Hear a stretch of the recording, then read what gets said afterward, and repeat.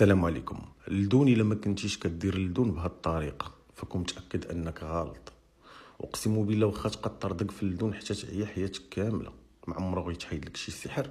واللي طردق اللدون وما حيدش ليه السحور يقولها لينا، يخليها لنا في التعليق. اللدون كيحيد الثقافات فقط، كيحيد اسحار ديال سحر الطبيعه فقط، ماشي سحر القلم. اخوان الاخوات، هاد الوصفه اللي فيها هاد الشيء ما كيطرطقش هاد اللدون. غنوريكم طريقه ايات اللي كيتكتبوا كيطرقد هاد اللدون في هاد الماء زهر حر حر حر الاخوان.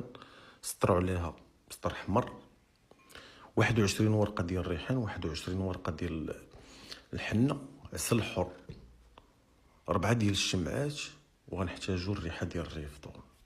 اللي مهتم الاخوان وهاد السر راه اقسم بالله يعني كانوا كيديروه ناس زمان، لان كاينين مقدمات ومقدمين ناس كبار اللي ارفعوا لهم القبعه واحترمهم. هادو هما الطرق باش كيخدموا الناس القدام اللي حاليا ما غاديش تلقاهم، وتلقاهم انقرضوا وما بقاوش.